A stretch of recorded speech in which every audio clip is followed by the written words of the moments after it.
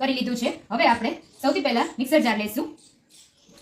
સૌ લોકો જોઈન થાય એટલે આપણે પહેલા મિક્સર જારમાં ચીકુ નાખશી। 2 થી 3 નંગ આપણે જેટલું બનાવવું એટલું પહેલા 2 થી 3 નંગ આપણે ચીકુ યુઝ કરશી। એને કટ કરી લીધા છે મેં।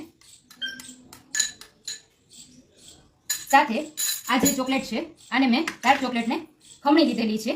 તો એ પણ તમને આને ખમણીને વાપરીને તો સરસ એકદમ કેમ આપણને બ્લેન્ડ કરેલું હોય મિક્સરમાં તો સરસ 2 થી 3 જેટલા ક્યુબ આપણે આમાં યુઝ કરી શકીએ। મેં અત્યારે 3 થી 4 નંગ યુઝ કર્યા છે। બધી જ હું નાખી દઉં છું।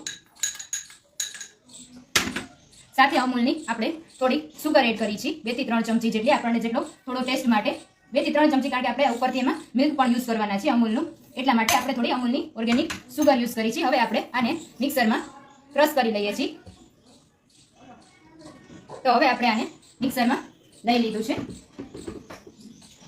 અને આને હવે ક્રશ કરી લઈએ। સાથે થોડું દૂધ પણ ઉમેરી છે ક્રશ કરવા પૂરતું જેટલું થોડુંક જ અત્યારે વધારે નહીં પછી આપણે એને બ્લેન્ડરમાં થોડું કરી લેશી।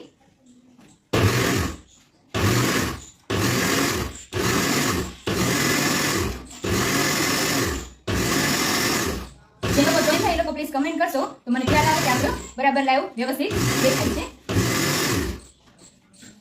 હવે આપણે આને ઓપન કરી લેશી। સરસ પેસ્ટ થઈ ગઈ છે। જો આ રીતે સરસ પેસ્ટ થઈ ગઈ છે। તો હવે આપણે એને લઈ લઈએ આપણે જારમાં જેમાં આપણે હવે બ્લેન્ડરથી આપણે મિક્સરમાં ક્રશ કર્યું છે એમાં હવે આપણે જગમાં લઈ લેશું। હવે આપણે આ છે એ ક્રશ કરેલું આમાં નાખી દેશી।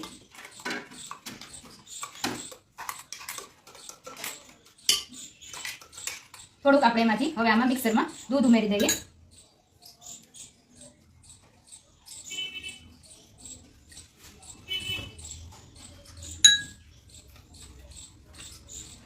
હવે સરસ આ બધું મિક્સ થઈ જાય એટલે પછી હવે આમાં થોડું દૂધ ઉમેરી દઈએ છીએ।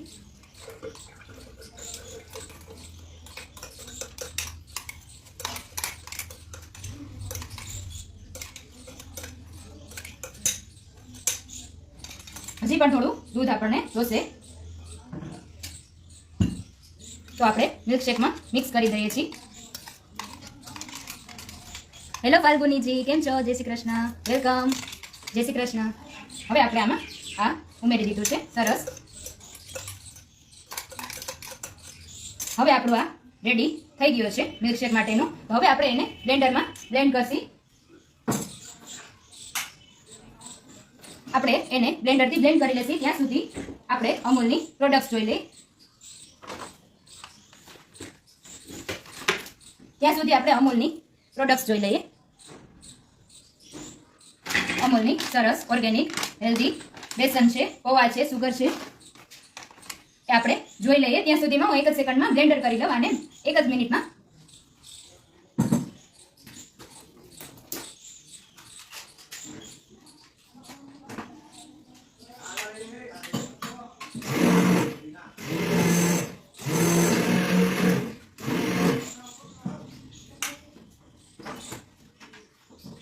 હવે આપણો સરસ બ્લેન્ડર થઈ ગયો છે। હવે આપણે એને ગ્લાસમાં લઈ અને સર્વ કરશી। આપણો સરસ બ્લેન્ડ થઈ ગયો છે જ્યુસ તો મિલ્કશેક તો આપણે હવે એને ગ્લાસમાં લઈ લેશી। આ છે આપણે સર્વિંગ માટે અને મેં થોડું ફ્રીજમાં રાખીને અમૂલનું જે આ ચોકલેટ સિરપ છે ને એનાથી 1 કલાક પહેલા અને જરીક ગાર્નિશ કરી લીધું છે। હવે આપણે એમાં ગ્લાસમાં એડ કરી દેશી મિલ્કશેક।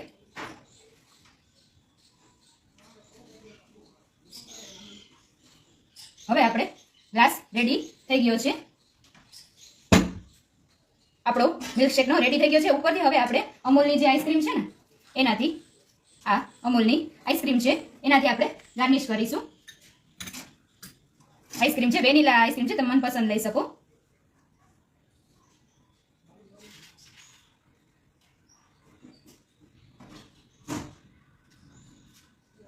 હવે સરસ મિક્સ થઈ ગયું છે આઈસ્ક્રીમ। તો હવે આપણે ઉપરથી કાજુના ટુકડા ગાર્નિશ કરશું। કાજુના ટુકડા ગાર્નિશ કરશું। પછી થોડી ચીકુના પીસ છે એ આપણે હેલો વિભૂતિજી કેમ છો? જય શ્રી કૃષ્ણ। થોડા ચીકુના ટુકડા છે તો એનાથી આપણે ગાર્નિશ કરશું। થોડા પિસ્તાની કતરણ છે. તો એ પહેલા આપણે થોડા ચોકલેટના ટુકડા પણ છે, મિલ્ક ચોકલેટ છે ને અમૂલની આ જે આવે છે મિની ચોકલેટ, એના મેં થોડાક ટુકડા એડ કર્યા છે. તો આપણે એ પણ થોડા ગાર્નિશિંગ માટે રાખ્યા છે.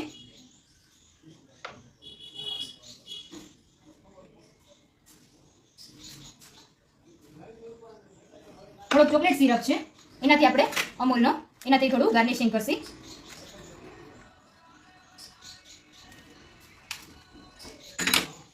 થોડું ગાર્નિશિંગ કરશી. હવે આપણો થઈ ગયો છે રેડી. ઉપરથી વેફર રોલ છે ચોકલેટનો, એનાથી ગાર્નિશ કરશું આ રીતે. થોડી પિસ્તાની કતરણ છે, એનાથી ગાર્નિશ કરશું. તો રેડી થઈ ગયો છે આપણો મિલ્કશેક. કેવો લાગ્યો જરૂરથી કમેન્ટ કરજો. હવે આપણે અહીંયા મૂકી દઈએ ચીકુ ચોકલેટ મિલ્કશેક. આઈસ્ક્રીમ સાથેનો આજે મેં સર્વ કર્યો છે. તો હવે આપણે અહીંયા આવી જઈએ.